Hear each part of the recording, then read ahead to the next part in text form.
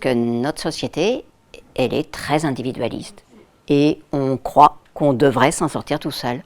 Donc un enfant élevé dans la parentalité positive, non violente, va savoir résoudre les conflits, va savoir s'affirmer, va savoir protéger, défendre la justice, va savoir repérer ce qui lui plaît, ce qui ne lui plaît pas, va savoir donner son consentement ou non.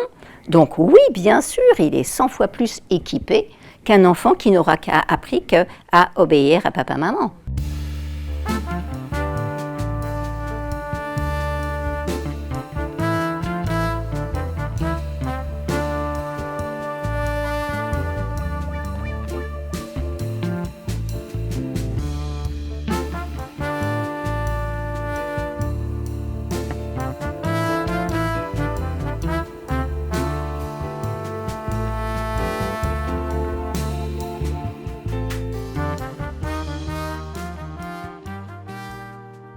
Bienvenue à la Maison de la Méditation, bienvenue dans Réseau et bienvenue Isabelle.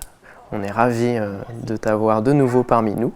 Tu es une amie de la maison et c'est vraiment fantastique que tu sois là à nouveau. Je m'appelle Martin Monin, moi je suis enseignant dans Réseau. Et on a même la chance d'avoir un petit bébé avec nous ce soir pour que là on soit vraiment dans le concret, donc c'est génial.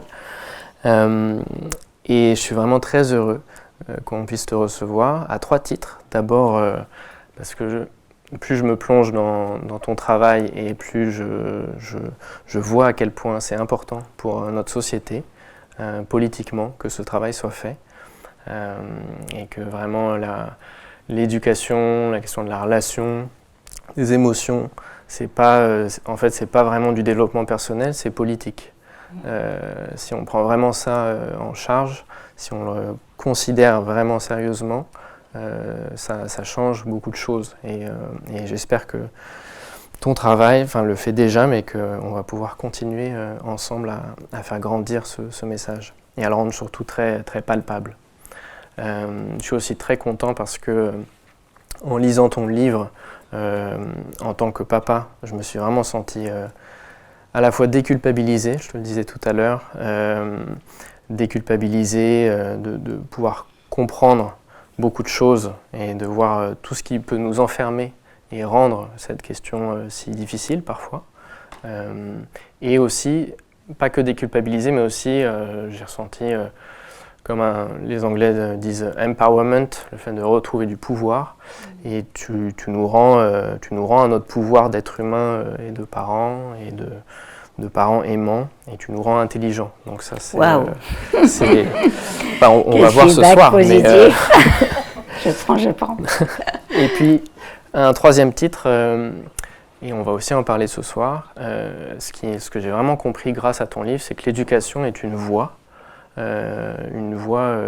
qui concerne autant les parents que les enfants, une voie de guérison, mais aussi une voie spirituelle, une voie vraiment, c'est un engagement, c'est pas juste s'occuper de son enfant et veiller qu'il aille bien, mais c'est une voie d'accomplissement très profond. Donc on va essayer d'en parler aussi ce soir. Alors pour celles et ceux qui ne te connaissent pas, mais je pense qu'ils sont peu ici, mais quand même, tu es psychothérapeute, tu es formatrice, tu es auteur, tu travailles depuis plus de 40 ans sur la question de la relation, mais de plein d'angles différents, que ce soit au travers des émotions, au travers du stress, au travers du trauma, au travers de l'éducation bien sûr, qui est un grand pan de ton travail, mais aussi sur la sexualité, sur l'intelligence émotionnelle. C'est vraiment tout un monde que tu as travaillé grâce aux recherches en sciences sociales et aussi aux recherches en neurosciences, pour vraiment aider, donner des outils, pas des conseils, mais vraiment des outils, en tout cas pour les parents, qu'ils puissent envisager une éducation sans violence. Et c'est ça tout le travail, de voir toute cette violence qui est en nous, autour de nous, et sans se culpabiliser, mais de vraiment la comprendre pour ne pas la reproduire. Et vraiment une éducation qui replace les besoins de sécurité et d'autonomie des enfants, mais en fait aussi des parents, puisque c'est une éducation qui rend libre, Et c'est tout ça, ton travail. Donc ce soir, on va en toucher un pan, le plus récent, au travers de ton dernier livre, qui est « Éduquer tout ce qu'il faut savoir ». Mais j'ai oublié de le mettre là, c'est un peu bête. Bon, on le mettra dans la vidéo à ce moment-là.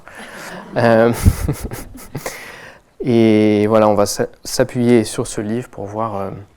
on va essayer de ne pas être trop général et théorique. Et d'ailleurs, le livre ne l'est pas, puisqu'on rentre vraiment toujours dans le cœur concret des situations, des parents, des proches des parents. Et voilà, le programme, si ça te va. Ça me va. Et vous aussi? Merci, alors, on y va. Peut-être pour commencer, il faut partir de la base et si tu pouvais nous donner une ou des définitions de ce qu'est... merci Elisabeth. Voilà, comme ça c'est encore mieux. Et si j'ai un trou, je pourrais me replacer dedans. Oui, est-ce que tu peux nous donner une définition de la parentalité positive, si c'est possible? Une ou des définitions, en tout cas nous donner une base de la discussion. Oui. Alors, parentalité positive, c'est un terme qui est une traduction de l'anglais positive parenting. Et si je vous dis ça, c'est que le mot parentalité positive est plus difficile à comprendre en français parce que parentalité, c'est un mot qui fait référence à notre état de parent. Tandis qu'en anglais, c'est un verbe. C'est le parentage, c'est le fait de parenter. Et du coup, en français, quand on parle de parentalité positive, les parents ont l'impression de dire « Ah, est-ce que moi je suis positif ou est-ce que je ne suis pas un parent positif ?» Et en fait, il ne s'agit pas du tout de ça. Il s'agit « Est-ce que j'utilise des compétences de parentalité qui vont se révéler positives, c'est-à-dire constructives, aidant le développement de l'enfant ou pas ?» Le mot a été introduit par le Conseil de l'Europe pour nommer l'ensemble des pratiques de parentalité qui sont non violentes et qui vont permettre de faire baisser la violence en Europe. En fait, ils se sont rendus compte au Conseil de l'Europe que l'ensemble des Européens, et particulièrement les Français, étaient très violents encore envers les enfants. Et malgré la Convention internationale des droits de l'enfant, eh bien, il y avait encore beaucoup de violence. Et plutôt que de dire stop à la violence, on dit bon, maintenant il s'agit dans tous les pays, donc la recommandation du Conseil de l'Europe à tous les gouvernements, c'était d'encourager les parents à pratiquer des compétences de parentalité positive. Donc la demande du Conseil de l'Europe, c'était de promouvoir la parentalité positive, de fournir aux parents des programmes de parentalité positive. Et parentalité positive, c'est un terme qu'on trouve beaucoup dans les études scientifiques. Et dans ces études scientifiques, en fait, c'est le terme qu'utilisent les scientifiques pour nommer les pratiques qui vont aller dans le sens de la croissance de l'enfant, qui vont aider son développement, qui vont favoriser son développement. Les pratiques de parentalité négative sont les parentalités violentes ou les parentalités laxistes, c'est-à-dire les façons de parenter un enfant qui sont soit je fais rien, je laisse l'enfant faire n'importe quoi, soit je suis autoritaire. Donc ces deux types de parentalité-là sont nommés comme étant parentalité négative, tandis que le positive parenting, c'est la parentalité qui va écouter les besoins de l'enfant, répondre aux besoins de l'enfant, écouter les émotions de l'enfant et accompagner le développement de l'enfant. Merci. Et j'avais envie aussi qu'on puisse voir quelques idées reçues que tu présentes. Oui, dans c'est le ça. livre. Et c'est pour ça que c'est intéressant que tu me poses la question de la définition, parce que très souvent, on confond la parentalité positive avec la parentalité selon la psychologie positive. Et déjà, c'est différent. Enfin, la parentalité selon la psychologie positive fait partie des pratiques de parentalité positive, mais ça n'est pas la totalité de la parentalité positive. Et très souvent, comme on dit parentalité, donc c'est vraiment un mot qui définit l'être au lieu de définir une pratique, une façon de faire.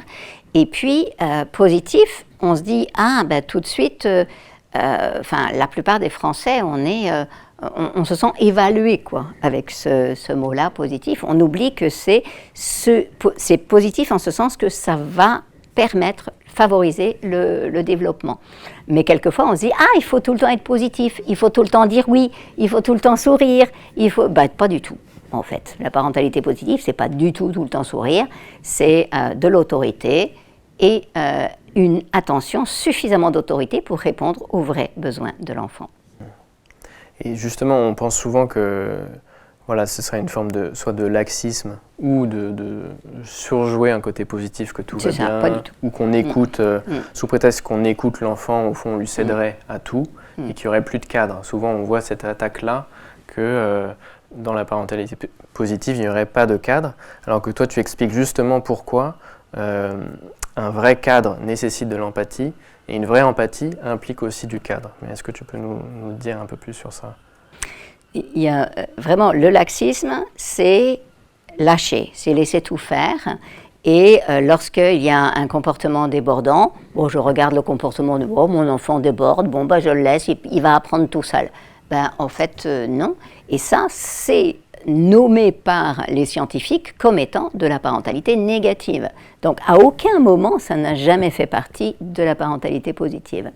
Le fait de sourire tout le temps à un enfant, de dire toujours oui, de surjouer comme tu dis, c'est pas du tout la parentalité positive parce que là encore, à chaque fois qu'on fait semblant face à un enfant, en réalité l'enfant, il se synchronise sur notre cerveau, il se synchronise sur nos systèmes biologiques et donc il perçoit le décalage. Et lorsque, par exemple, l'enfant joue et on demande aux parents, on stresse un peu le parent en lui montrant une petite histoire difficile et on lui demande de sourire à l'enfant, eh bien, le parent joue avec l'enfant, mais il a l'histoire difficile et il sourit, il fait semblant. Eh bien, on constate, en filmant le petit enfant, que l'enfant joue moins, qu'il s'interrompt, il a tendance à se figer et à parler moins, communiquer moins.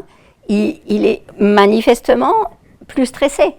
Donc, à aucun moment, faire semblant et sourire tout le temps n'est de la parentalité positive. Dans la parentalité positive, l'authenticité est vraiment une base. Et la base fondamentale, pour pouvoir être authentique, il est nécessaire de savoir réguler ses émotions. Donc, un des fondements va être d'enseigner, permettre aux parents de savoir réguler ses émotions. C'est ce qui va nous permettre d'être dans cette parentalité dite positive. Donc là, on voit tout de suite le lien avec la méditation, où il s'agit justement d'avoir d'abord une honnêteté en tant que parent sur ce qu'on vit, mais de ne pas jouer un rôle du super parent. Tu ne cesses dans le livre de dire que ça ne marche pas, ça n'existe pas. Et donc on parle de parentalité positive aussi en France, parce qu'on cherche pendant une période, la parentalité en France était majoritairement autoritaire. Bon, elle l'est encore, plus de 80% des parents disent avoir commis une violence éducative dans la semaine précédant l'enquête. C'est quand même phénoménal comme quantité. Et ils disent qu'ils ont commis ces violences éducatives pour faire obéir l'enfant. Donc, toute notre société reste très, très imprégnée de cette domination de l'adulte sur l'enfant.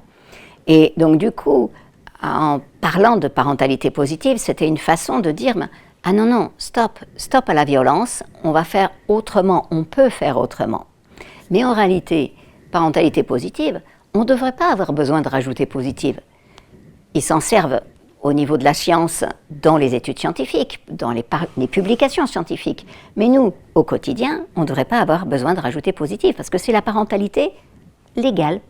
Parce que c'est écrit depuis la loi de 2019, on élève un enfant sans violence.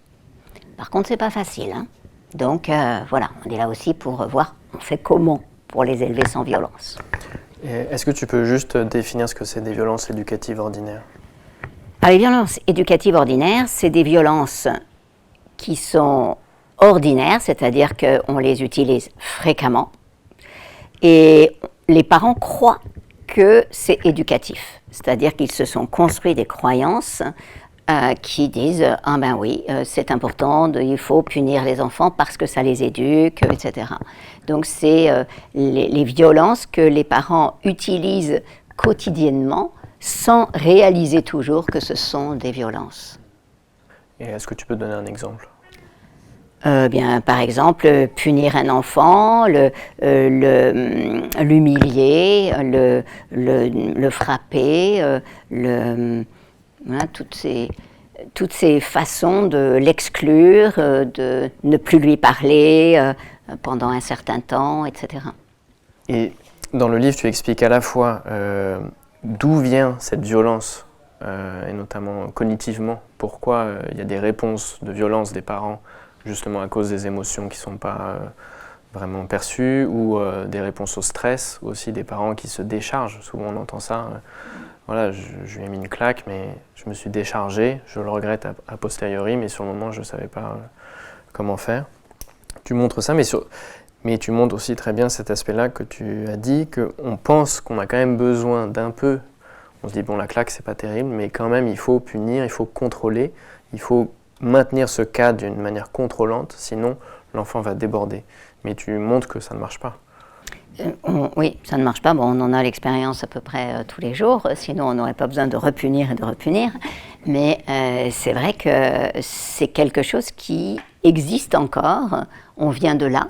Nos parents pensaient ce genre de choses, enfin pas mes parents personnellement, puisqu'ils s'étaient déjà dégagés de ça et qu'ils étaient dans le projet d'éduquer sans violence, mais nombre de parents avaient cette croyance qu'une certaine violence est inévitable avec les enfants, et nombre de parents français pensent que c'est juste normal de crier, et du coup ils ne se posent pas la question. L'enfant doit obéir, et du coup, il est nécessaire de s'opposer. De la même manière que souvent, on pense qu'il est normal de ne pas aimer l'école. C'est comme si on s'était habitué à l'idée que l'éducation et vivre avec un enfant, c'était forcément des bagarres, quoi. Ça allait forcément être du conflit. Toutes ces idées nous viennent, pour beaucoup, de la psychanalyse, qui nous raconte que l'enfant vient au monde avec des pulsions sexuelles perverses polymorphes.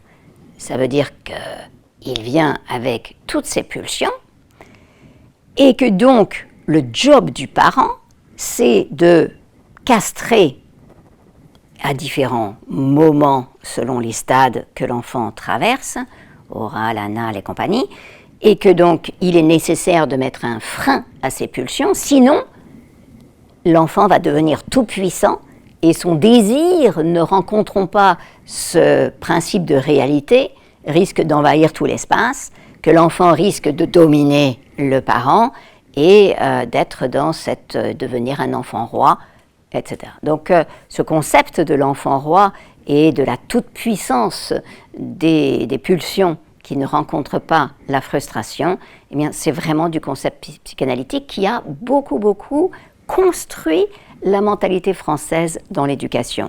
Et comme on a ça en arrière-plan, eh bien, effectivement, c'est ce que tu dis. On se dit, oui, c'est sûr, il faut que je casse ça, il faut que j'arrête ça, etc.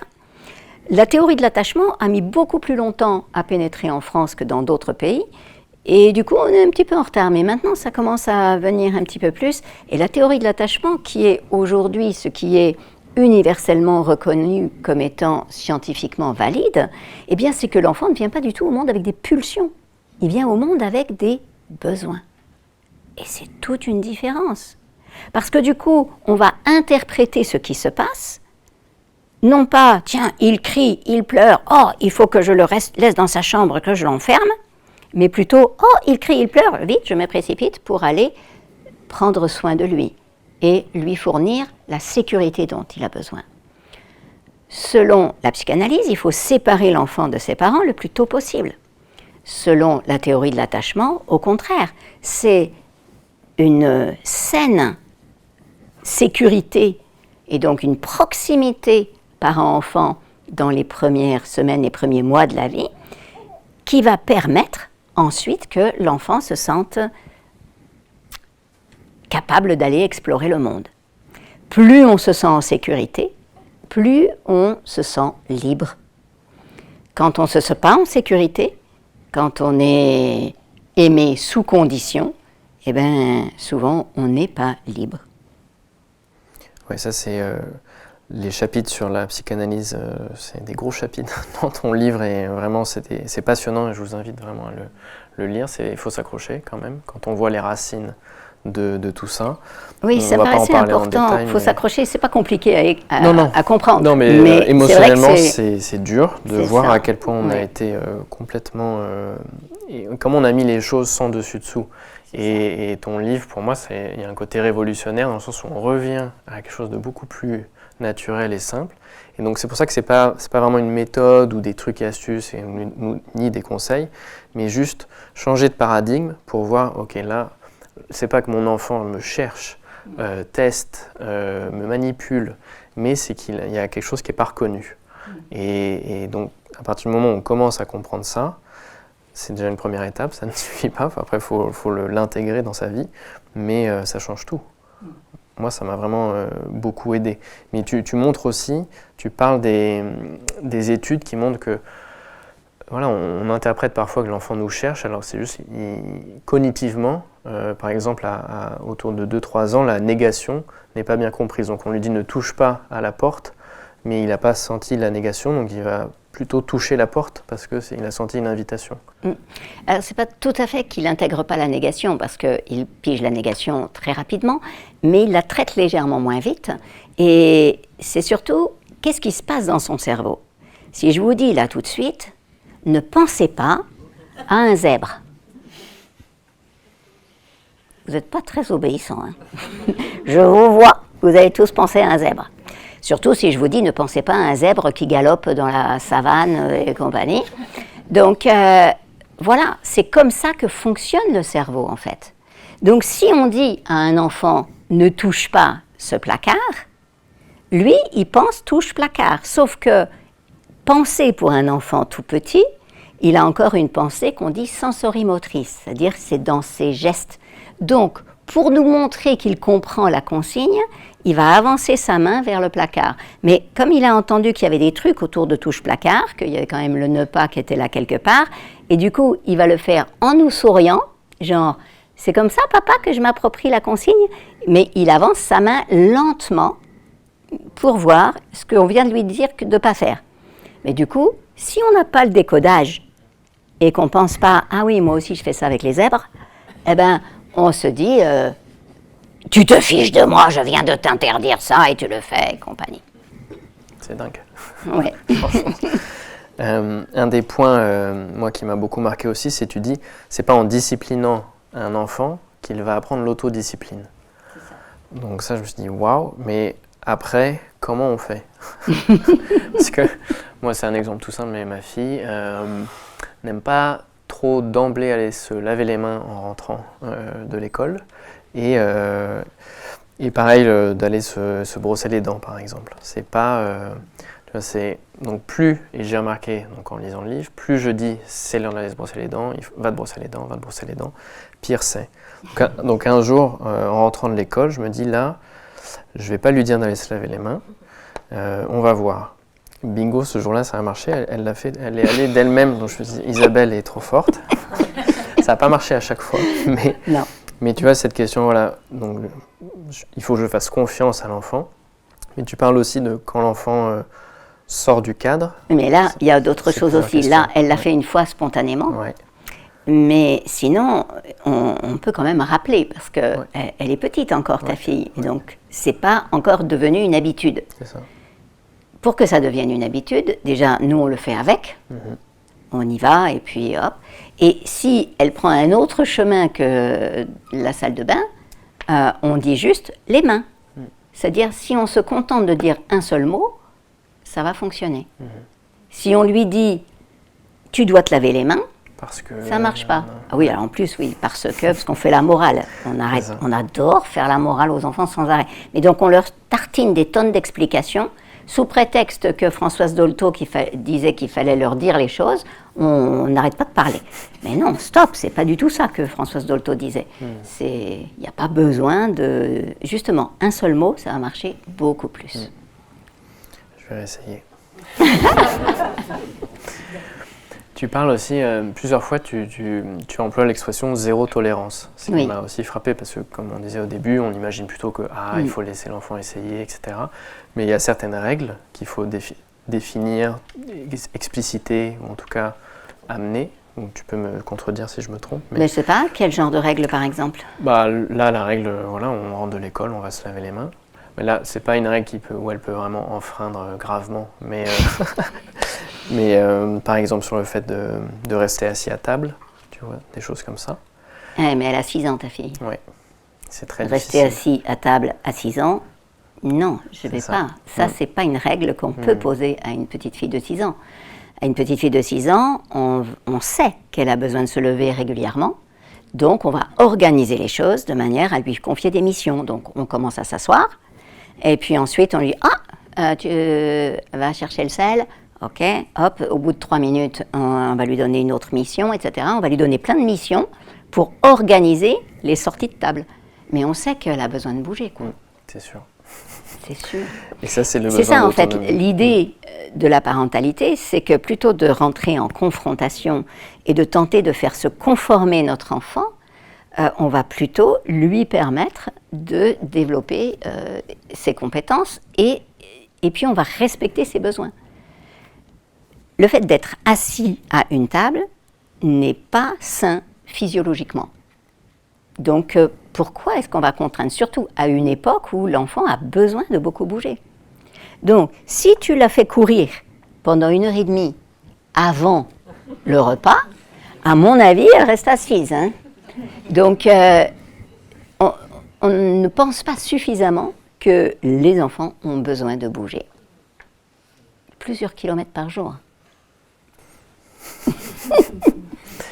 Alors, mais sur cette question zéro tolérance, Oui. dans quel cas... La question zéro tolérance, c'est, par exemple, si l'enfant insulte, frappe, qui fait mal à quelqu'un, ou se fait mal à lui-même, c'est ce genre de règle que là, c'est vraiment zéro tolérance. C'est à chaque fois qu'il y a un comportement débordant, et surtout un comportement dangereux, que du coup, je me dis, ça veut dire qu'il a un souci.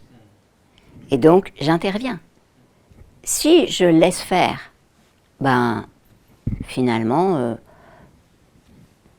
je ne vais pas répondre à son besoin. Il continue de souffrir. Mon enfant me dit, je ne veux plus aller à la cantine. Bon, ok, elle ne va plus à la cantine. Ça, c'est du laxisme. Je protège le fait qu'il ne veut plus aller à la cantine. Je l'écoute, mais je ne l'écoute pas en fait. J'écoute rien du tout. Je l'enferme dans un évitement.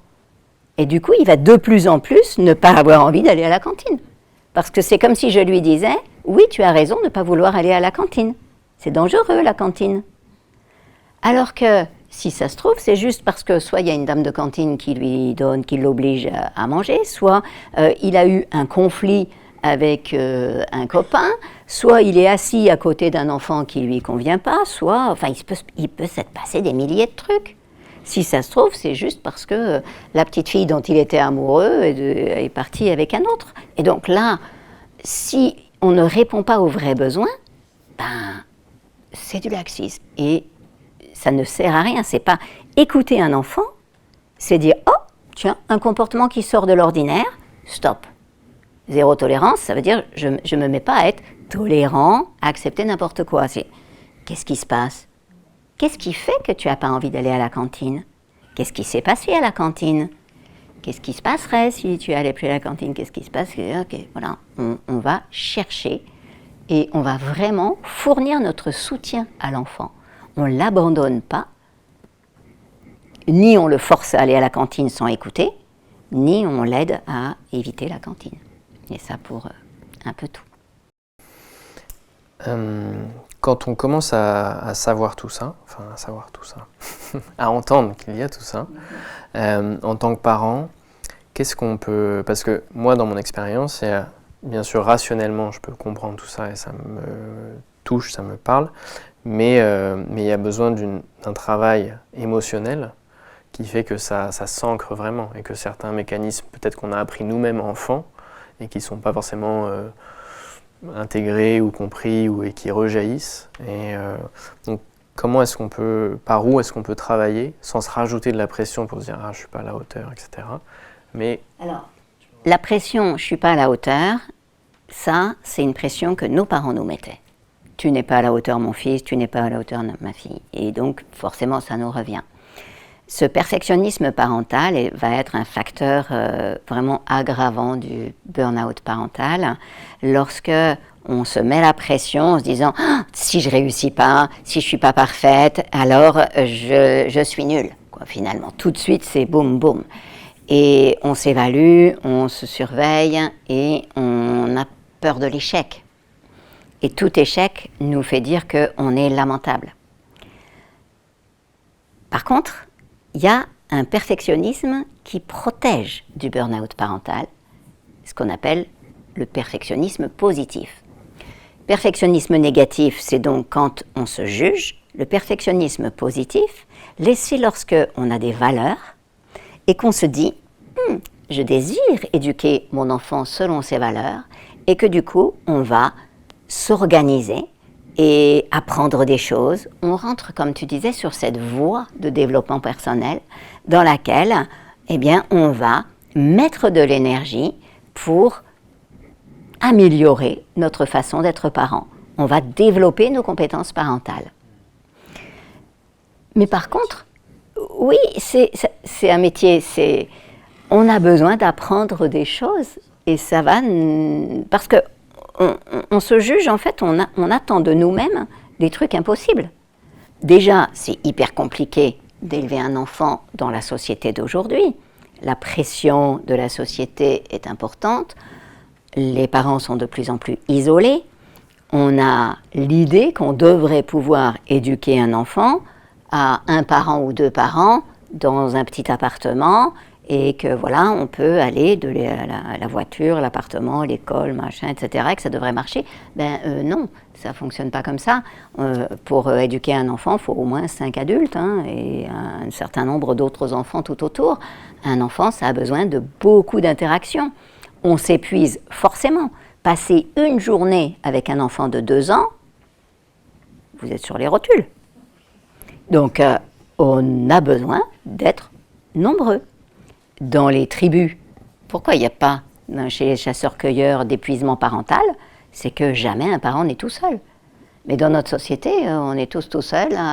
Donc, on est dans une situation quasi impossible et on attend de nous d'avoir toutes les compétences géniales, d'être le super parent, efficace, toc-toc, avoir en plus un enfant parfait, qui est silencieux, sage comme une image, en oubliant qu'un enfant c'est vivant, donc ça ne peut pas être une image.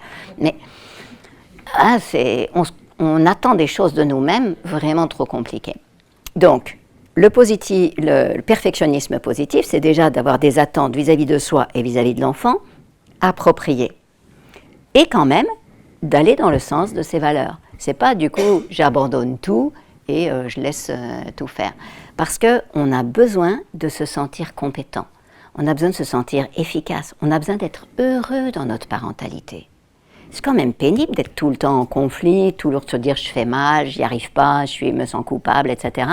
On a besoin de moments de joie, on a besoin de moments de plaisir, de réaliser waouh, là j'ai réussi, je m'étais fixé de résoudre tel problème avec mon enfant, j'ai réussi, je m'étais fixé de tisser une connexion comme ci comme ça avec mon enfant, waouh, j'ai réussi. C'est ça dont on a besoin, de sentir que ça nous habite, quoi. Et ça me touche quand tu disais que c'était un chemin spirituel. Parce qu'on en parlait tout à l'heure dans le métro, c'est important de ne pas seulement se dire oh, j'éduque mon enfant pour éduquer mon enfant, mais à travers l'éducation, à travers tout ce chemin de vie qu'on partage avec un enfant, eh bien, on peut utiliser chaque événement, chaque situation pour se développer, pour évoluer, pour devenir meilleur. Et quand on sent que notre façon d'être avec notre enfant nous aide à grandir, nous aide à devenir meilleur, eh ben, on se sent de plus en plus heureux. On se réalise. Je change un peu d'angle, mais j'aime bien aller sur Internet voir les commentaires YouTube parfois pour avoir une idée de ce que certaines personnes pensent. Alors? Et c'est pas la question, c'est, enfin, souvent on entend ça, mais au fond, enfin pas que sur YouTube ou quoi, mais en gros, avec l'éducation positive, vous allez faire des enfants qui seront dans un cadre trop bienveillant, trop bon et cocooneux pour eux, et ils ne sauront pas résister à la pression du monde, aux difficultés, etc. Et tu cites de nombreuses études qui montrent que c'est pas vrai, mais je pensais que c'était bien que tu t'en dises un petit mot peut-être. Oui, là... Pourquoi c'est une idée fausse? Oui, il y a cette idée qui navigue. Il faudrait préparer nos enfants à la société de demain. Je me rappelle, la maîtresse en maternelle pour ma fille avait dit ça, et elle me dit, mais si, parce qu'elle était déjà sévère, etc. Elle dit, je les prépare, il faut vraiment... J'ai dit, à 3 ans. Dire, à 3 ans, on n'a pas besoin encore de se préparer à se soumettre à un patron. D'ailleurs, est-ce que vraiment c'est ce qu'on veut? Enseigner à nos enfants à se conformer à une société qui ne nous plaît pas en plus. C'est-à-dire que c'est ça aussi, c'est à quelle société je cherche à conformer mon enfant. Donc voilà, je pense que tout parent a plutôt envie que son enfant soit heureux et développe le plus d'autonomie, de liberté possible. Donc voilà, il y a cette idée-là. Mais les études l'ont montré avec évidence, plus les parents pratiquent des outils et ont des compétences, développent des compétences de parentalité positive, c'est-à-dire plus ils écoutent les besoins. Et parentalité positive, c'est nourrir les besoins d'un enfant, écouter ses émotions et le doter de compétences émotionnelles et sociales. Lui enseigner toutes sortes de compétences pour justement résoudre les problèmes. Donc, un enfant élevé dans la parentalité positive, non violente, va savoir résoudre les conflits, va savoir s'affirmer, va savoir protéger, défendre la justice, va savoir repérer ce qui lui plaît, ce qui ne lui plaît pas, va savoir donner son consentement ou non. Donc oui, bien sûr, il est 100 fois plus équipé qu'un enfant qui n'aura appris qu'à obéir à papa-maman. Un enfant qui a appris juste à obéir, il sait seulement obéir. Et donc, s'il y a un parent qui est présent, ça va, mais dès que le parent n'est pas présent, il ne sait pas forcément, et justement, il va probablement chercher à être... il ne va pas du tout être mieux équipé.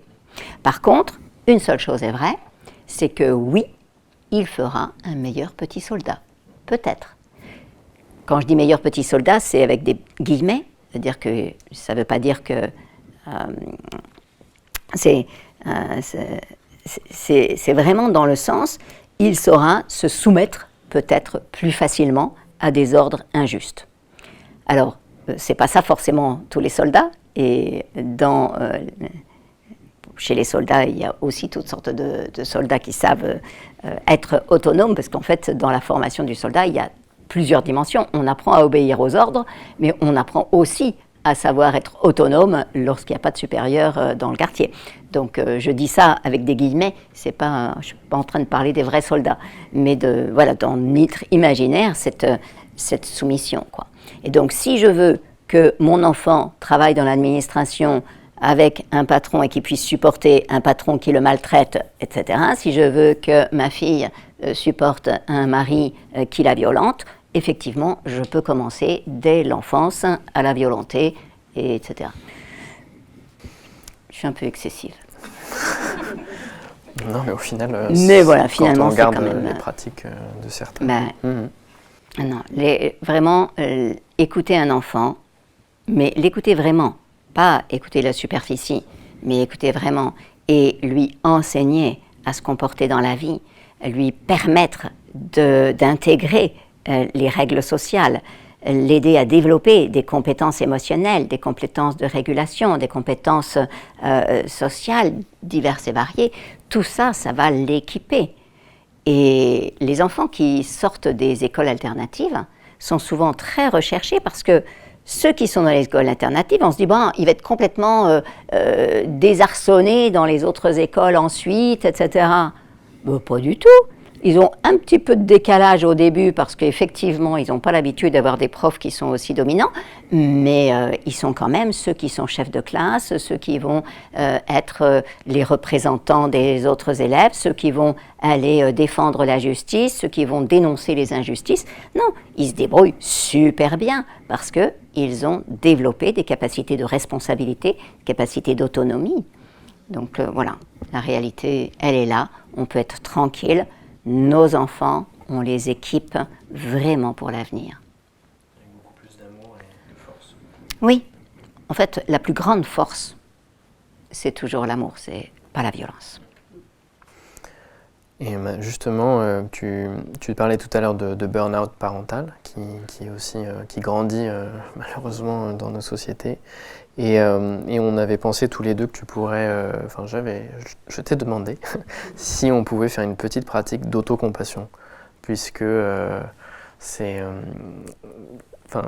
le livre tu parles vraiment de ça, que la parentalité positive, c'est aussi pour les parents, et c'est un soin de l'enfant, mais aussi du parent, et donc ça demande une écoute, et je me disais que c'était bien qu'on le pratique avant un échange de questions-réponses avec vous, mais qu'on puisse goûter un petit peu à cet espace de soin qu'on peut aussi avoir pour soi en tant qu'être humain. Ça vous va? Alors, avant la pratique elle-même, je vous propose de penser à 3 états ou 3 compétences que vous aimeriez avoir avec votre enfant ou avec un enfant ou avec vous-même si vous n'avez pas d'enfant. 3 états ou 3 compétences, attitudes, qualités que vous aimeriez développer. Je vais utiliser le mot qualité. 3 qualités que vous aimeriez développer, que vous pensez ne pas avoir, ou pas suffisamment.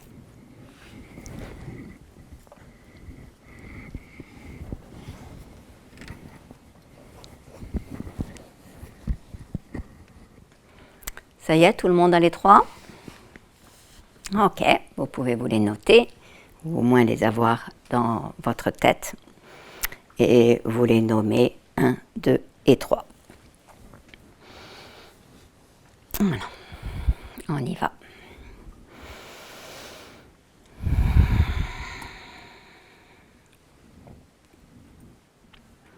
Je souffle, je m'installe à l'intérieur de moi.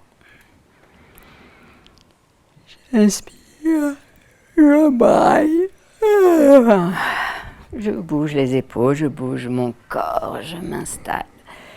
Et je sens mes muscles, mon dos, mes épaules, mes jambes, ma tête, mon cou. Je peux bouger un petit peu dans un premier temps. Et je trouve mon équilibre sur le siège, sur le coussin.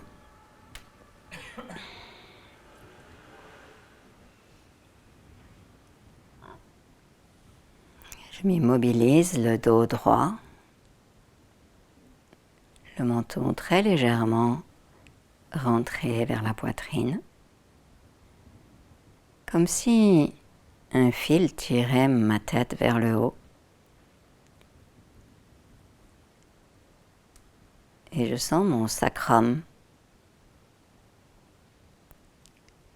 peser et m'ancrer dans le sol.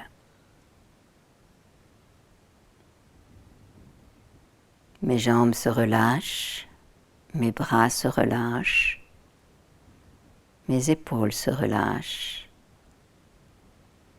Tous les petits muscles de mon visage se relâchent, même les petits muscles autour des yeux.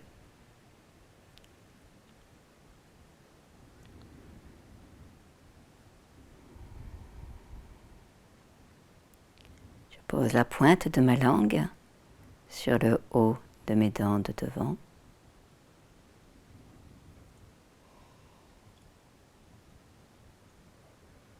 Ce qui lâche ma mâchoire confortablement. J'inspire profondément, tranquillement. jusque dans mon bassin et j'expire.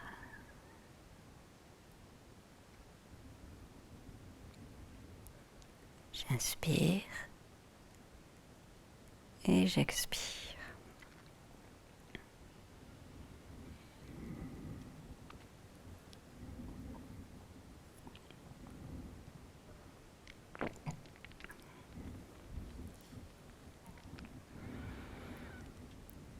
Je m'accueille dans mon corps. Je me remercie de prendre ce temps pour moi. Je sens mon bassin et j'imagine mon bassin comme une fleur de lotus.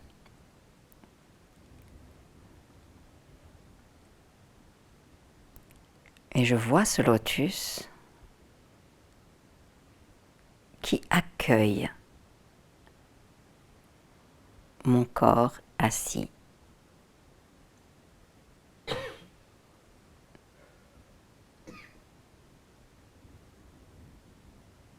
Et tout en laissant mon corps assis en méditation, bien protégé par le lotus. Le lotus étant ancré profondément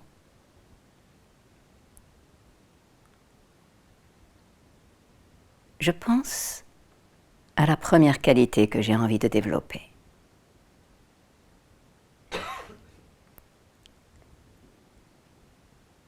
Et je commence par rechercher dans ma mémoire un jour, un moment où j'ai manifesté cette qualité.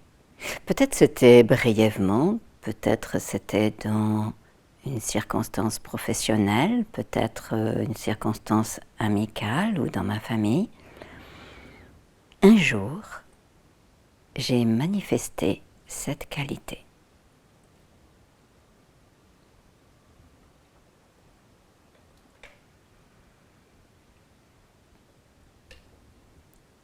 Je prends un instant pour revivre de l'intérieur cet instant où j'ai manifesté cette qualité, de manière à sentir dans mon corps ce que j'avais ressenti à l'époque lorsque je manifestais cette qualité.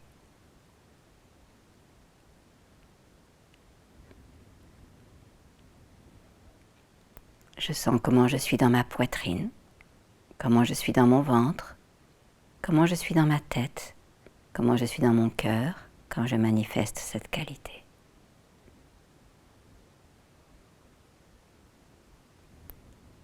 Et je me dis, je suis, et j'ajoute le nom de la qualité.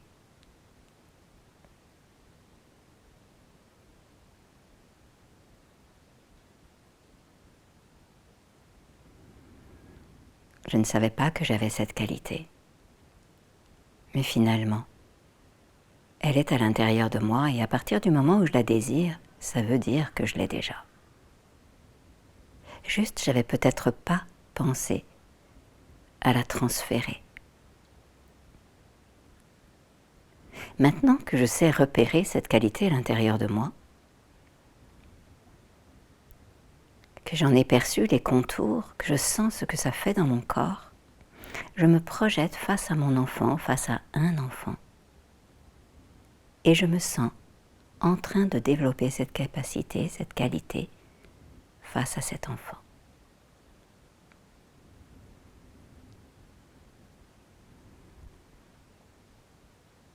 Et j'observe ce que ça change dans notre relation.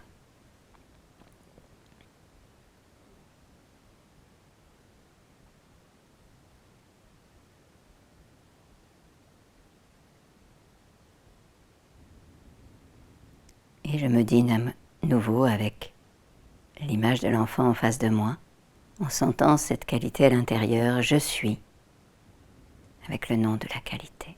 Je me le dis 3 fois, avec tendresse et admiration. Je m'admire en train de manifester cette qualité. Et si une petite voix me dit « Tu es trop orgueilleuse », en t'admirant. Je la regarde, cette voix, et je lui dis non, stop, je ne t'écoute plus. Je m'admire. Parce que si je m'admire en manifestant cette qualité, si je m'admire de pouvoir manifester cette qualité, alors ça va me permettre de l'utiliser de plus en plus. Je suis.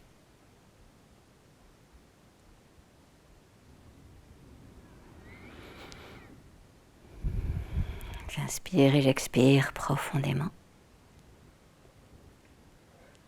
Et je vais maintenant chercher dans mon passé un jour où j'ai manifesté la qualité numéro 2.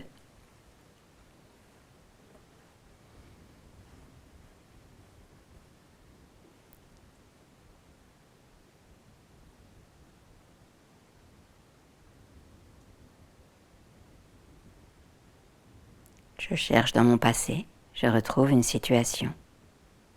Il y a forcément une situation un jour où j'ai manifesté cette qualité.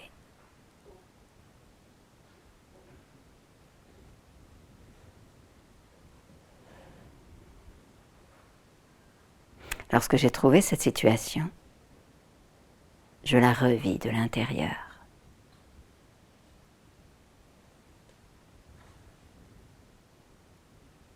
Je sens les sensations que ça me procure. J'écoute ma voix quand je manifeste cette qualité. J'observe comment je me sens dans mon cerveau, dans ma tête, dans mon cœur, dans mon corps. Qu'est-ce qui se passe dans chacune de mes cellules ?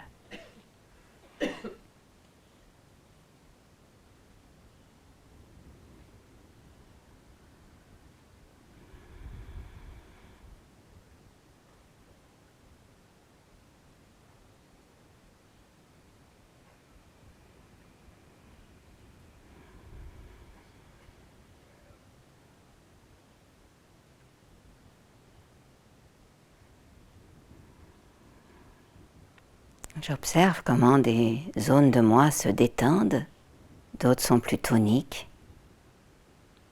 Je sens les sensations que j'éprouve lorsque je manifeste cette deuxième qualité.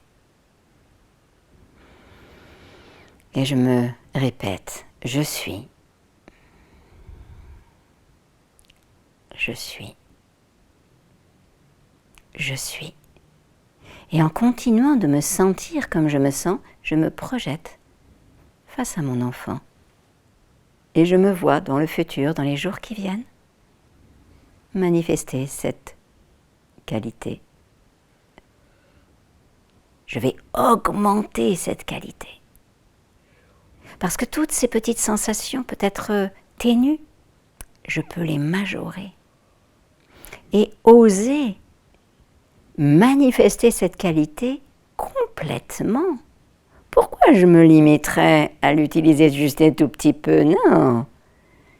Waouh! Je peux exprimer cette qualité complètement.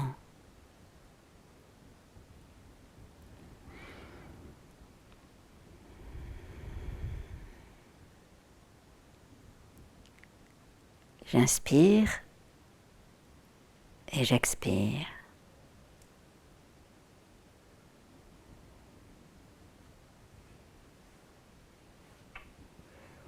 Je me laisse peut-être voir quelques petites images sur ce que ça va provoquer comme bouleversement dans la famille, peut-être.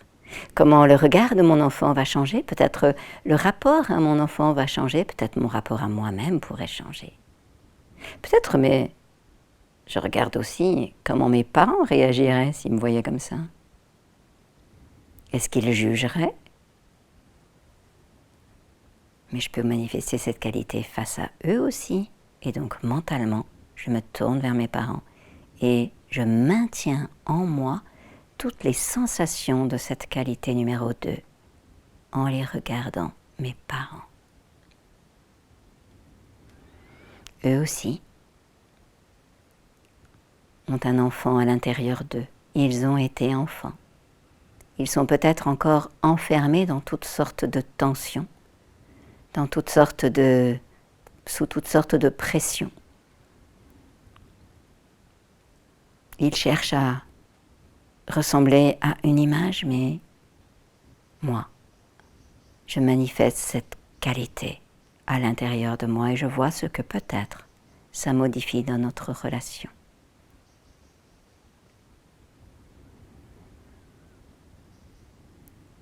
J'inspire profondément, j'expire.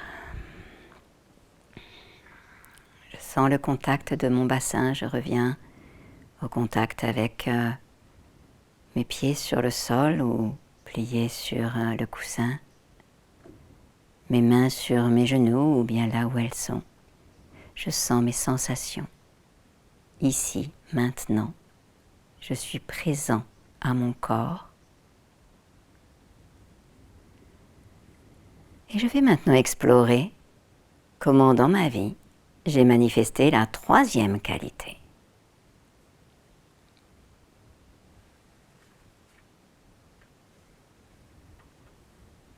Je cherche dans mon passé. Peut-être j'étais enfant, peut-être j'étais ado, peut-être j'étais jeune adulte. Dans quelles circonstances j'ai manifesté cette troisième qualité? Ah, j'ai trouvé. Oui. Je revis la situation. Je me mets dans ma peau d'à l'époque et je ressens les sensations que j'éprouve lorsque je manifeste cette qualité.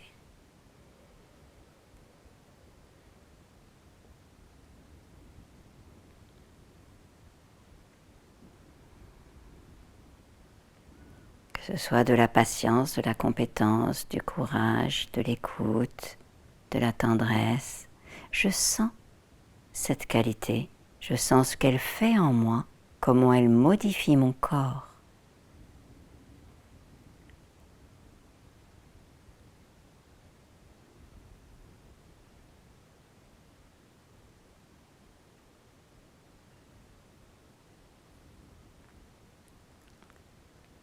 J'imagine maintenant que j'ai un bouton volume et je vais tourner le bouton, augmenter le volume de cette sensation à l'intérieur de moi. Et donc, ça va me permettre de sentir encore plus fort les sensations qui vont avec cette troisième qualité. Je baisse le volume et j'augmente le volume. Je baisse le volume et j'augmente. Voilà, je peux régler cette troisième compétence comme j'en ai envie, parce que je connais cette compétence à l'intérieur de moi. Je connais cette qualité dans mon corps. En gardant contact avec les sensations de cette qualité, je me projette face à mon enfant. Et j'observe ce que ça change. Au moment, peut-être un moment où d'habitude j'éprouve quelques difficultés avec. Des moments qui me désarçonnent, des moments qui sont complexes. Et là, je ne me laisse pas désarçonner par la situation. Je vois la situation, je vois mon enfant avoir le comportement qu'il a d'habitude et je me sens rester dans ma qualité. Et là, je dose le volume exactement comme c'est nécessaire par rapport à la situation.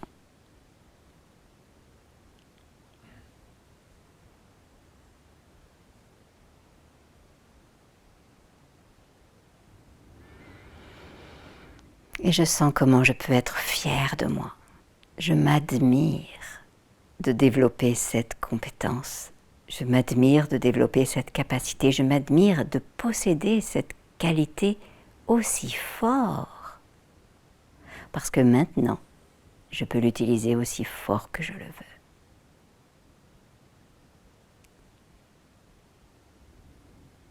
Je suis, troisième qualité. Je suis, troisième qualité. Je suis.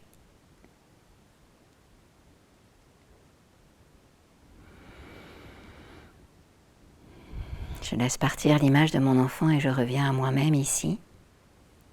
Et je me dis mes 3 qualités. Et je sens ces 3 qualités, je sens chacune leur couleur à l'intérieur de moi.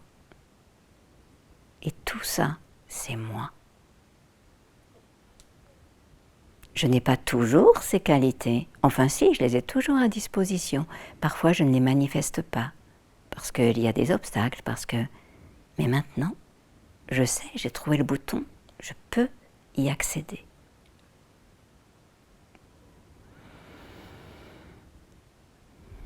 J'inspire et j'expire profondément.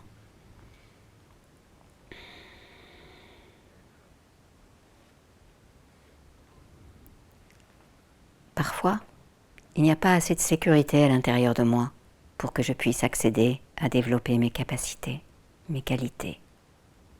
Alors, la peur, la honte, la colère, toutes sortes d'émotions m'empêchent d'accéder à cette qualité. J'ai besoin d'amour inconditionnel. J'ai besoin de remplir mon réservoir d'amour.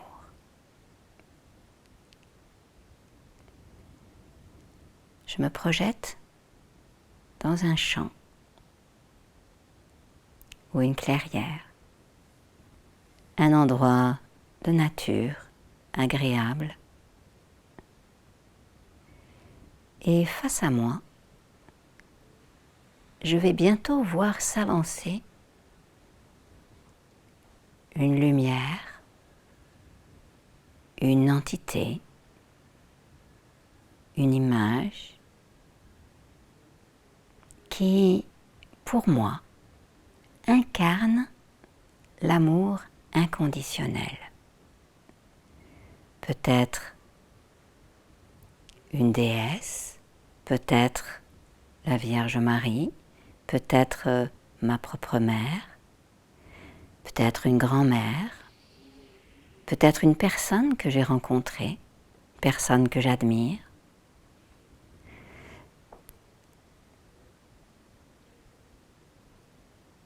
Elle est encore loin, mais je la vois s'approcher. Au fur et à mesure que je vois cette lumière et cet amour s'approcher, je commence à sentir mon cœur qui chauffe.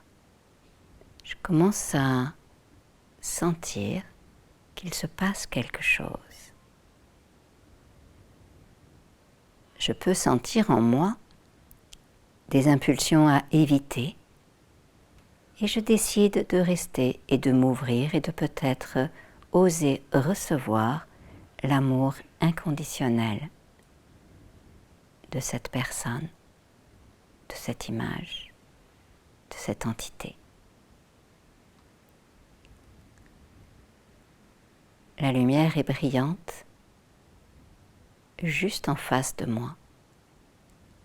Et je vois les yeux de cette personne avec tellement de tendresse. Et par chacune des pores de sa peau, il y a comme une émanation d'amour qui va caresser mon corps. Je sens que cette personne m'aime profondément.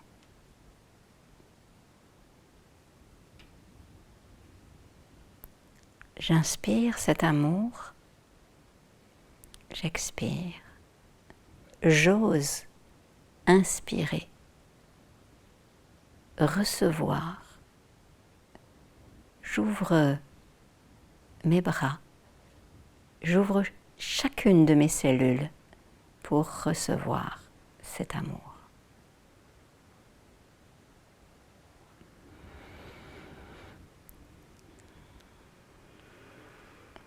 Cette lumière en face de moi monte dans les airs. Elle monte et elle avance et elle se positionne juste au-dessus de ma tête. Je sens cet amour inconditionnel juste au-dessus de ma tête. Je sens ma posture. et j'ouvre au sommet de mon crâne un espace. Comme j'ouvre cet espace, je visualise cette lumière qui commence à émettre un liquide, commence à dégouliner, à pénétrer un liquide juste dans mon cerveau. Et je sens que ça pénètre par mon crâne, derrière les yeux, tout le front, la zone du nez, de la mâchoire supérieure, la mâchoire inférieure. Tout cet amour descend à l'intérieur de moi et commence à irradier à l'intérieur de moi, dans mon cou, les épaules, la poitrine, le ventre, le bassin, le sexe, les jambes, jusque dans les pieds.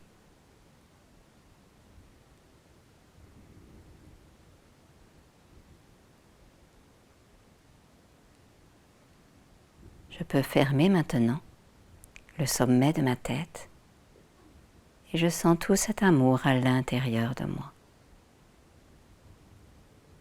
Je remercie cette entité qui m'a rappelé comment aimer. Je lui permets de s'effacer et je reste en contact avec tout ce qu'elle m'a apporté, que j'avais finalement déjà à l'intérieur de moi. Je sens ce qui se passe en moi lorsque je me laisse être baignée de cet amour inconditionnel. Et je sens cet état interne dans lequel je suis. Je pourrais me ressourcer chaque fois que j'en aurais besoin dans cet état d'amour inconditionnel.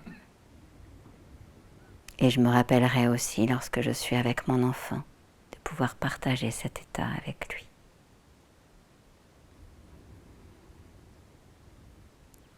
Tout en gardant la conscience de ma qualité 1, de ma qualité 2, de ma qualité 3, et en sentant cet amour inconditionnel, je me regarde de l'extérieur et je m'admire.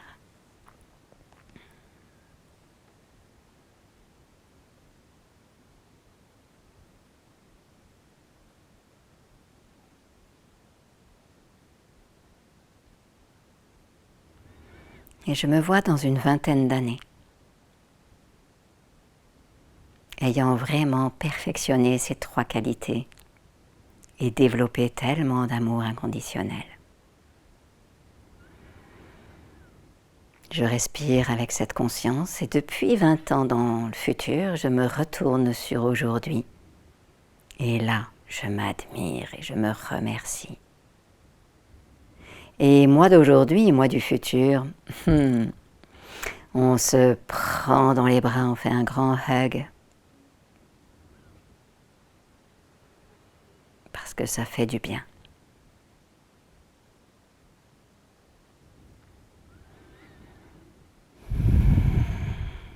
Et le moi du futur et le moi d'aujourd'hui peuvent fusionner de nouveau.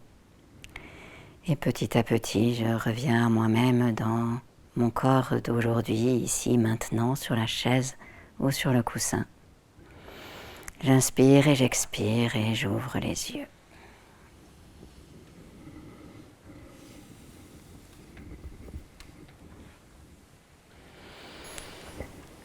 Merci beaucoup. C'est une très très belle pratique. Je pense qu'on ne s'attendait pas à ça. En tout cas pas moi. Vous attendiez à quoi? Je sais pas, mais c'était encore mieux que ce que j'attendais. Eh bien, maintenant on peut avoir un temps d'échange avec la salle. Volontiers. On voulait même l'appeler SOS Parents. Ça va, je suis tranquille, maintenant ils sont tous dans l'amour inconditionnel. Ouais, c'est vrai. Mais voilà, si vous avez des questions très, très concrètes. Une question. Bonsoir. Alors, en fait, lorsqu'on a un comportement de la part d'un enfant qui est compliqué, mais qu'on n'arrive pas à cerner le besoin qui est derrière, spécialement pour les enfants plus âgés, parce que les petits, parfois, c'est un peu plus évident, et qu'on... C'est-à-dire, on va dire, entre 6 et 12. Chacun à leur manière. Et qu'on ne veut ni tomber dans l'autoritarisme, ni dans le laxisme, mais qu'on n'arrive pas forcément à comprendre ce besoin. Alors, parce que c'est souvent dans ces moments-là qu'on va s'agacer, s'énerver, soit rien faire parce qu'on ne veut pas être trop méchant, et dans ce cas-là, c'est pas bon, soit être un peu comme ça et après regretter. Voilà, je ne sais pas si c'est très concret, mais... C'est pas très concret, non, mais c'est en même temps explicite. Donc, là, ça montre que nous, on a un besoin, déjà, pour réussir à ne pas s'énerver. Et donc, on a besoin d'une information et d'une aide à comprendre ce qui se passe. On ne peut pas tout savoir quand on est parent. Il y a plein de choses qu'on ignore. D'où l'importance de se renseigner, d'aller chercher de l'information, de lire, d'apprendre, etc. Vous avez une question, vous avez raison d'avoir une question. Vous êtes maman d'un enfant qui a un comportement débordant, inapproprié. Donc, il s'agit de comprendre ce comportement. Vous cherchez. Tout seul, c'est trop difficile. Et donc, le mieux, c'est de parler avec d'autres parents.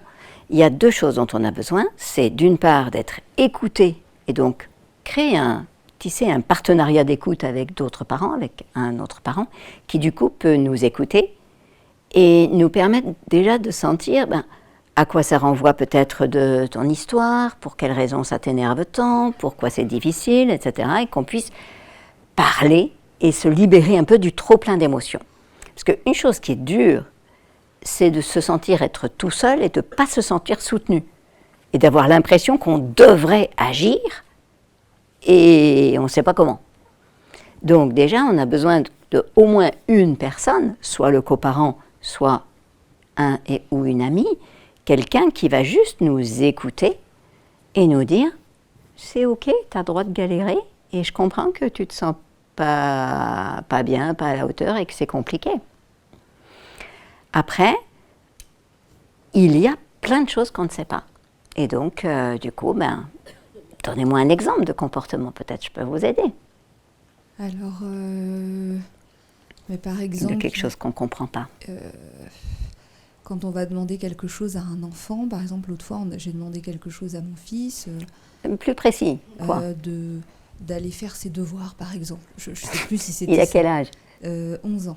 11 ans. Et 11 ans, on a le droit de faire des devoirs? C'est quelle classe? 5e. 5e, oui. Donc il y a des devoirs. Non, parce que quelquefois, les parents, on se met à obliger les enfants à faire des devoirs alors que c'est interdit de faire des devoirs. Donc, ouais. C'est important de respecter les lois.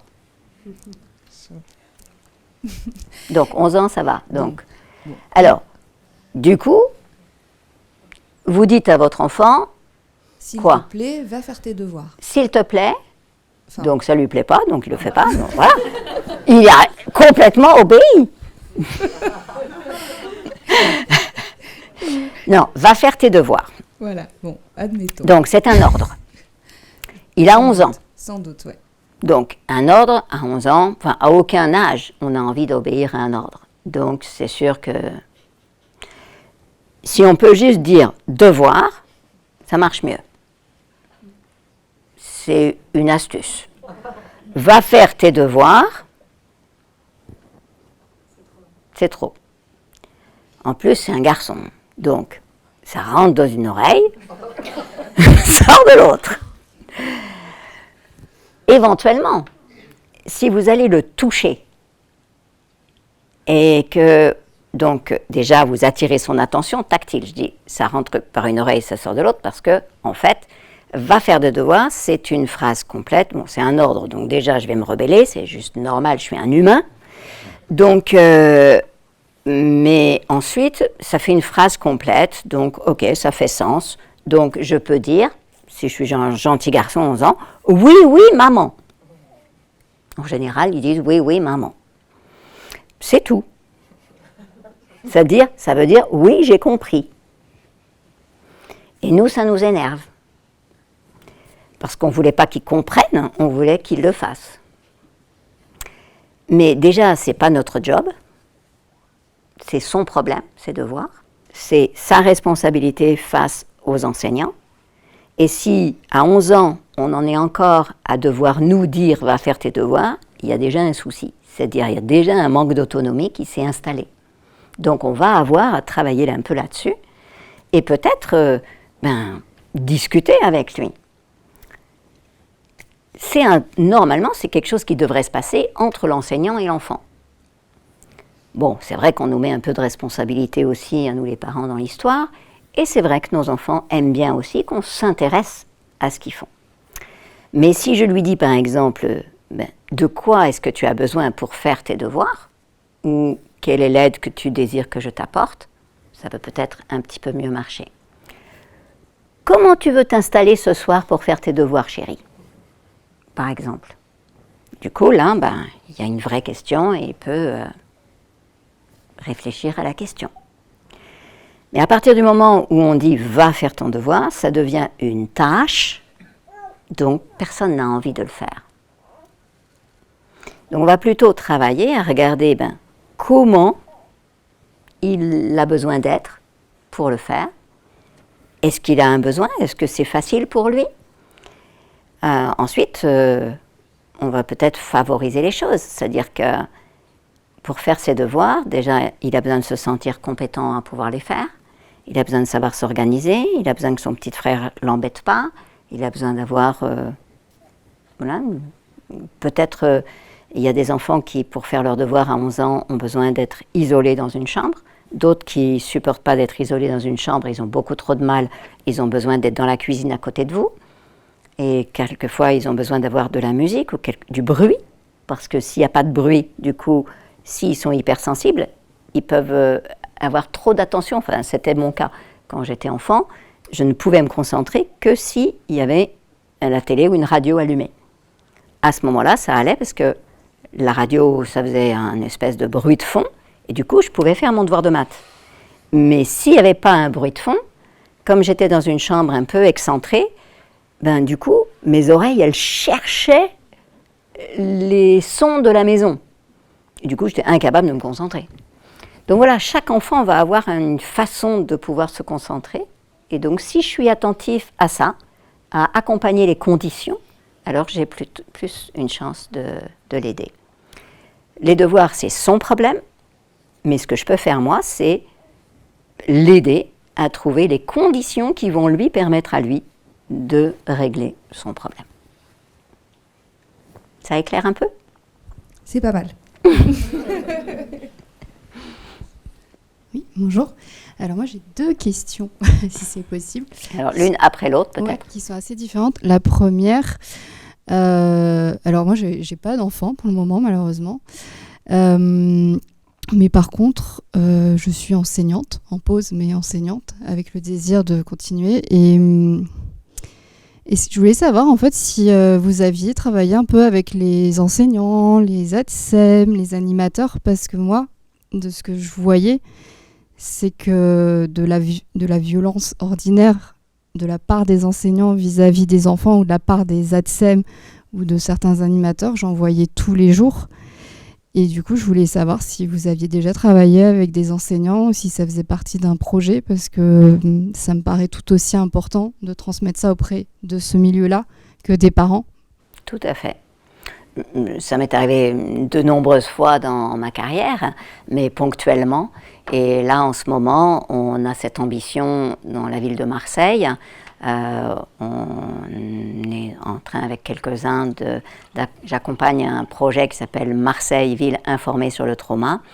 Et donc l'objectif, il est d'informer toute la ville sur ce qu'est le trauma, ce qu'est le développement d'un enfant, ce qu'est la théorie de l'attachement, ce qu'est une rupture d'attachement, ce qui est une violence, ce qui fait violence à un enfant, sur comment ne pas traumatiser, comment ne pas retraumatiser, quel est l'impact du trauma sur un enfant ou sur un adulte aussi. Et là, on vient de créer un DU sur lien, attachement et enjeux psychotraumatiques. Et notre prochaine action, c'est la construction d'une formation et une information sur le psychotrauma et sur comment ne pas traumatiser les enfants, donc comment faire autrement, donc comment effectivement développer une attitude non violente et bienveillante envers les enfants pour l'ensemble, tout le personnel rémunéré par la mairie, donc les ATSEM, etc. Donc oui, et c'est une grande ambition puisque c'est près de 4000 personnes qui vont être formées en même temps. Ce qui est vraiment intéressant là, c'est que c'est en même temps. Et trop souvent, dans le passé, c'est ce qui s'est passé dans les 40 ans de ma profession, j'allais dans une école, puis une autre, mais à chaque fois, ça change, les gens changent. Donc, quand on forme une ou deux personnes ou une équipe pendant une période, mais ce n'est pas l'ensemble qui se modifie, eh bien, les habitudes anciennes reviennent et c'est moins facile. Donc là, le projet des villes informées sur le trauma, j'ai trouvé ça absolument génial, parce que là, c'est toute une ville qui change de regard et du coup, on est bien plus encouragé à aller dans cette direction-là. Parce que quand on est tout seul à vouloir faire différent, si vous posez la question, c'est que vous vous rendez compte combien c'est compliqué d'être différent quand tous les autres fonctionnent autrement. Donc l'idée, c'est vraiment tous ensemble, on change. On va prendre le temps pour le faire, mais tous ensemble, oui, on change de regard sur l'enfant. Confirme, c'est difficile et épuisant. Oui, tout à fait. Voilà, moi, je m'y suis usée. Et voilà. Du coup, peut-être que ces ATSEM et ces personnels de mairie pourront former les enseignants, parce que je pense qu'il y a même les inspecteurs et même les conseillers pédas, en fait, qu'il faudrait former, eux, parce qu'eux-mêmes sont hyper violents. Tout à avec fait. leurs enseignants et même avec les enfants, hein, clairement. Oui, et puis le système scolaire actuel est violent aussi, et donc fait violence aux enseignants et aussi. Donc c'est complexe, oui. Tous ensemble, on peut changer les choses progressivement, oui. Et du coup, ma deuxième question n'a pas vraiment de rapport. Alors, comme j'ai dit, j'ai pas d'enfants, mais j'ai beaucoup d'amis autour de moi qui ont des enfants, et ce que je vois souvent, c'est que j'ai mes copines qui essayent de mettre en place vos conseils, sans forcément avoir lu vos livres d'ailleurs, mais qui sont volontaires pour mettre en place une éducation positive à la maison, mais parce qu'elles s'informent. Mais en face, monsieur, peut-être que ça peut être l'inverse dans d'autres couples, mais moi c'est ça que j'ai observé, monsieur se rend pas compte en fait qu'il est à l'origine de violences ordinaires. Et comment on fait comme ça dans un couple quand moi j'ai envie de faire au mieux en essayant de ne pas être violent avec mon enfant, mais si monsieur lui fait autrement, on fait comment? C'est Parce compliqué. que je suis pas dans ce cas-là, mais peut-être Oui. peut-être que je le saurais, je ne sais pas comment on fait dans ce cas-là. C'est assez fréquent, pour plusieurs raisons. Déjà, la première chose, c'est que, à l'heure d'aujourd'hui, les pères n'ont pas droit à un congé parental suffisamment long. C'est déjà un petit peu plus long qu'avant, il était légèrement allongé, mais c'est encore très insuffisant pour tisser une relation avec l'enfant et pour savoir capter les besoins de l'enfant. Donc, la mère est souvent bien plus compétente à identifier les besoins de l'enfant, à comprendre ses émotions. La mère et l'enfant se comprennent au quart de tour, mais le papa, bon. Et alors, là, je simplifie en disant le père, la mère. Dans les couples homosexuels, la différence est bien moindre, donc parce qu'il y a une implication bien plus grande des deux coparents, que ce soit deux femmes ou deux hommes. Mais dans les couples hétérosexuels, très souvent, c'est la mère qui prend soin de l'enfant et le père qui est un peu moins présent. Et du coup, ce décalage dans la connaissance de l'enfant fait que la mère va souvent être plus anxieuse, plus protectrice, plus sensible à l'enfant, tandis que le père développe une attitude plus tranquille, ben non, c'est pas si grave, et non consciente, détachée finalement de l'enfant. Donc ça, c'est une première dynamique qui s'installe, du simple fait que le père n'a pas la responsabilité de l'enfant 100% depuis le début, et que le congé paternité n'est pas assez long, et donc il n'a pas le temps de développer la compétence. Et après, ça creuse, parce qu'en fait, la mère développe la compétence, du coup, ben, le bébé, il a pigé aussi, il a tout de suite, sa mère, elle comprend tout. Donc, s'il est dans les bras du père et qu'il voit sa mère, tout de suite, il veut aller vers la mère. Et quand il pleure, ben, il va pleurer plus longtemps dans les bras de la mère. Dès que la mère arrive, eh ben, l'homme, il risque de poser la main, le bébé dans les bras de la mère, parce que elle, hop, ça marche tout de suite. Et c'est dur de résister et de dire non, non, garde-le, débrouille-toi. Parce qu'on a l'impulsion à vouloir y aller, puisque nous, on sait faire. Mais en fait, non. C'est très important de laisser le papa se débrouiller et dire je vais dans une autre pièce, toi, tu te débrouilles et tu trouves. Voilà. Parce que c'est important d'apprendre à lire les signaux. Quand on lit les signaux, on devient plus sensible et du coup, ça réduit quand même on ne peut vraiment être autoritaire que si on est détaché. Donc, si on permet aux parents, à l'autre parent, de s'attacher suffisamment, ça va diminuer l'autoritarisme. Sinon, trop d'autoritarisme et une éducation plus rigide comme ça, c'est lié à quoi? C'est lié aux blessures et de l'histoire, et c'est lié à la manière dont cet homme a été éduqué quand il était enfant. Donc, ça signifie qu'au moment où il est violent, bah, finalement, il a besoin de quoi? De tendresse, très certainement. Voilà. Donc, en tant que sa femme, au lieu de lui dire « Mais comment tu traites notre gamin ?» je vais plutôt lui dire « Waouh, mon chéri, tu as besoin d'un câlin. » C'est-à-dire, la parentalité positive, ce n'est pas seulement pour les enfants. C'est aussi vis-à-vis des conjoints. Et donc, on va... Voilà. Il est d'accord. Et donc, on va fournir au conjoint ce dont il a besoin, qui est effectivement de l'acceptation inconditionnelle, de l'amour inconditionnel. Et si vraiment c'est compliqué, donc on se précipite sur lui, on fait le câlin et on lui fait un baiser. Avec la langue, 10 secondes, on compte, 10 secondes. En général, il arrête la violence. Non mais ça marche, faites l'expérience. Je note. Merci. Pouvoir de l'amour, c'est fort. Mais si on se confronte en disant tu fais pas bien, c'est pas correct, on juge, ben on aggrave les choses. D'accord. Bonjour. Déjà, c'est un gros stress pour moi de parler. J'ai typiquement aujourd'hui une situation d'exemple. J'ai une petite de 18 mois et une de 1 mois. Et papa est pas beaucoup là parce que pompier, donc pas beaucoup absent. Et j'ai envie de pleurer aussi parce que la journée était dure.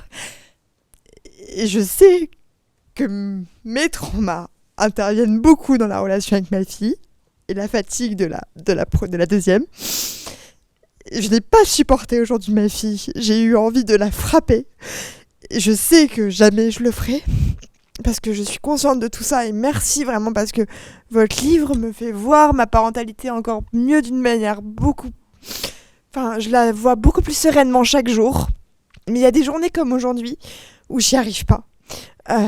Et ma fille qui arrache les poils et la graisse de mon chat, qui tape sa sœur, où vraiment la journée est anxiogène en fait, et toute la relation est anxiogène, et je ne sais pas en fait à ce moment-là comment sortir de ça parce que on peut même pas aller dehors spécialement parce qu'il pleut et parce que ça pas gêne pas, la pluie ne gêne pas. Ah oui, totalement, mais là c'était compliqué aujourd'hui.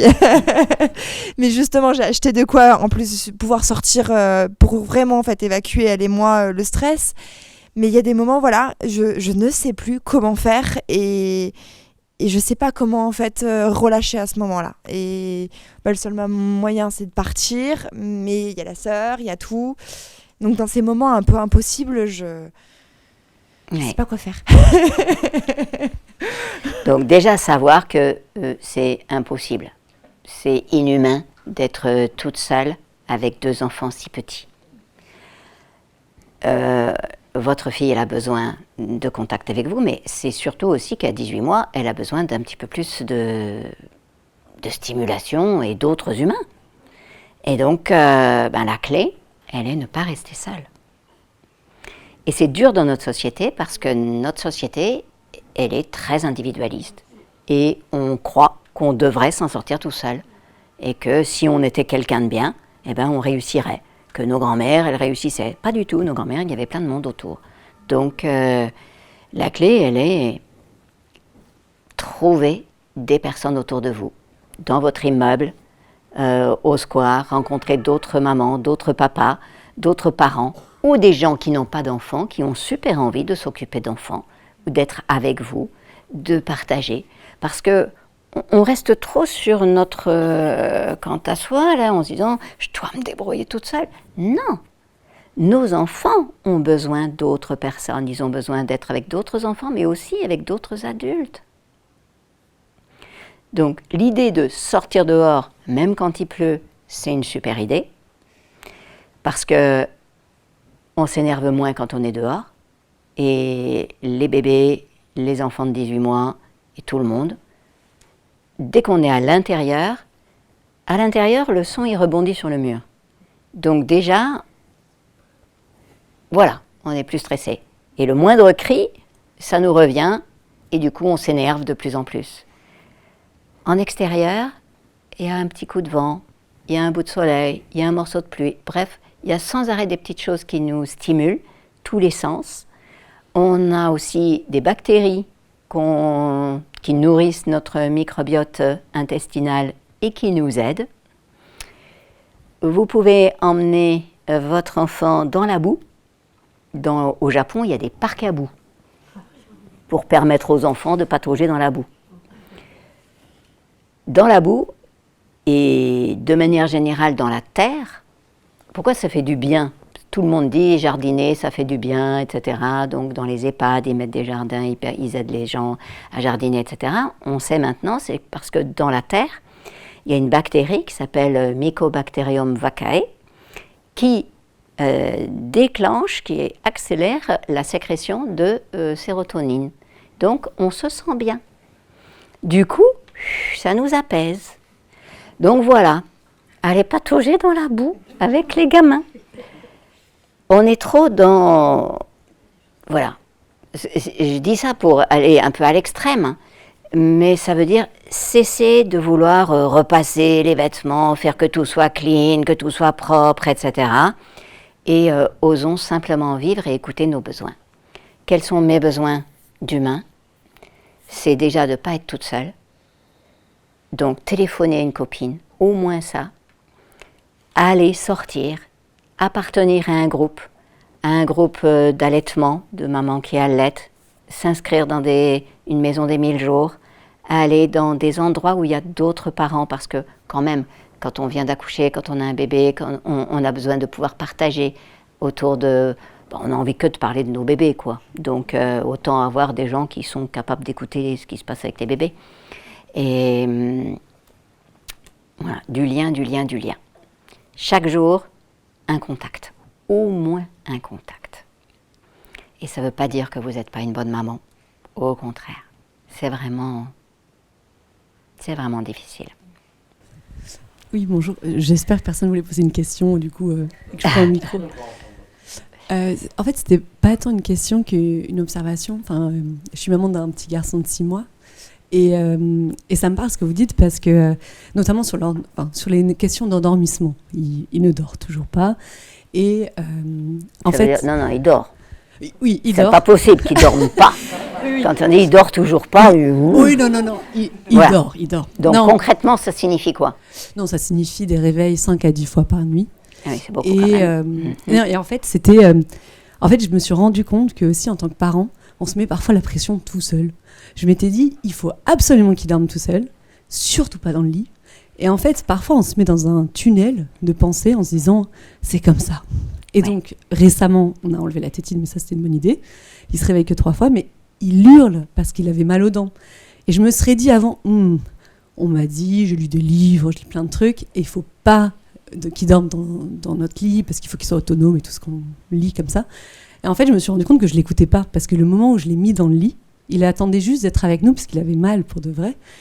Et donc, en fait, je trouve qu'en tant que parent, parfois, on se met des autotunnels où on se dit, c'est comme ça, parce que j'ai lu, et il faut faire comme ça.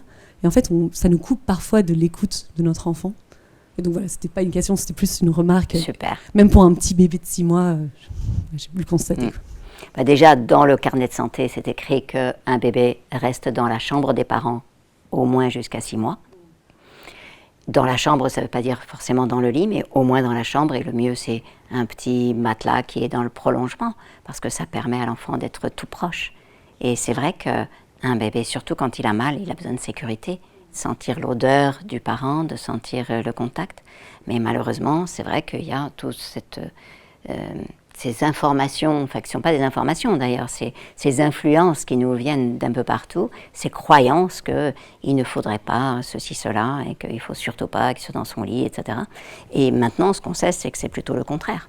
Oui, mais en fait, c'était un exemple pour dire que en fait, je pense que parfois on se rentre malmène. dans des tunnels de pensée, tout à fait. Et on se malmène en tant que parent. Exactement. Et du coup, on se coupe un peu. Oui.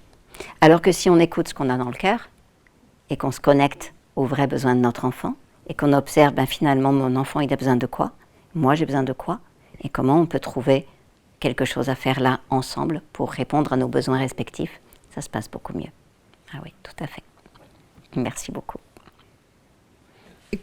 Lors des conflits avec le compagnon, moi, je me souviens, j'avais lu un de vos livres, et je me souviens tout à fait de ce front commun. Ah oui. Et vous disiez, on n'a pas besoin de faire forcément front commun avec le compagnon. Si le compagnon fait quelque chose qui n'est pas dans l'intérêt de l'enfant, on doit le dire pour que l'enfant trouve la logique et se sente respecté. Bon, et une fois qu'on a dit ça, moi je pense que je l'ai trop fait. Ah.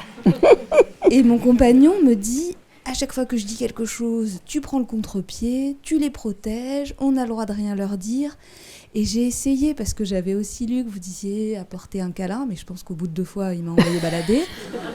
Oui, c'est normal, ils envoient balader, mais après, ils ne résistent pas longtemps quand même. Hein.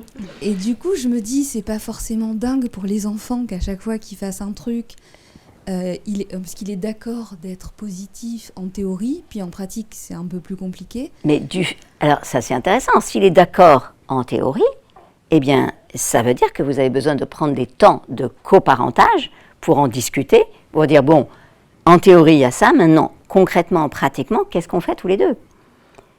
Et c'est vrai que si systématiquement... Alors, c'est vrai, c'est important. L'histoire de front commun, ça n'a pas de sens. D'abord, on n'est pas dans une confrontation avec les enfants, on est censé être à côté d'eux pour accompagner nos enfants, pas se confronter. Donc, faire front n'a pas de sens. Mais... être systématiquement, effectivement, dire ça va pas, c'est pas confortable non plus pour personne. Mais du coup, ça veut dire, bon, attends, là, on a besoin de se réunir, là, tous les deux, là. Ça fait 3 fois qu'il y a quelque chose où on n'est pas en accord, discutons-en. Et donc, on a besoin de se faire des rendez-vous de coparentalité réguliers pour discuter quelle va être notre attitude là-dessus. Et peut-être se faire des objectifs. De la même manière que en entreprise, on se fixe des objectifs, on va atteindre nos objectifs, et du coup, on se sent en équipe pour aller atteindre tel et tel objectif. Donc là, on peut se dire, cette semaine, on va travailler à tel objectif avec notre enfant, et du coup, comment on va faire tous les deux, quelle va être ton attitude, quelle va être la mienne, comment on va faire, et compagnie. Oui, je vois, c'est ce que vous dites, mais par exemple, il me dit c'est sympa ta parentalité bienveillante, mais moi quand ça fait 3 fois que je lui demande un truc et qu'il le fait pas, si je crie pas, il le fait pas. Pardon, excusez-moi. Et donc, parfois il me dit alors qu'est-ce que je fais maintenant? Et je dis je sais pas, comme. Vous lui dites cherchons ensemble dans un bouquin d'Isabelle. Et là, vous regardez. Et vous trouvez que c'est un seul mot, ça marche mieux, et voilà, vous trouverez une solution. Et c'est vrai que c'est un apprentissage, c'est une voie d'exploration. Mais ça n'est pas à vous de trouver les solutions. Sinon, vous allez être la responsable en chef et lui le sous-fifre. Ça ne va pas être confortable longtemps. Donc c'est « Ah ben oui, t'as raison, cherchons ensemble ». C'est vrai ça, il nous faut un truc là pour éviter de crier. Donc cherchons ensemble. Ouais, de l'impliquer plus. L'impliquer, ben oui. C'est souvent les mamans qui lisent vos livres, hein, on va pas se mentir. Oui, ben ça a besoin de changer. Mais alors du coup, lorsqu'il fait quelque chose qui est pas ok, est-ce que j'essaye d'apaiser? On dit rien, enfin. Il n'y a pas de règle et pas de systématisation. D'accord. C'est un coup oui, un coup ceci, un coup cela. Mais si quelque chose se répète plusieurs fois, c'est comme avec les enfants. Parentalité positive là aussi. Là, attends, là on a un souci. Ça fait 3 fois qu'on n'est pas d'accord sur un truc, on en discute. On cherche ensemble. Et cherchons toujours au moins 3 solutions. Autres que crier. Merci à tous et toutes pour cette soirée et votre attention. Merci beaucoup Isabelle. Merci vraiment d'être venue et de nous éclairer comme ça, de nous rendre intelligents et puis tu nous transmets quelque chose de très profond. Voilà, qu'on soit parents ou proches de parents, mais c'est un devenir commun qu'on a tous entre les mains et moi je trouve ça très très inspirant et il y a beaucoup d'amour, donc vraiment merci beaucoup. Et j'espère qu'on refera quelque chose ensemble très bientôt. Volontiers. Au revoir.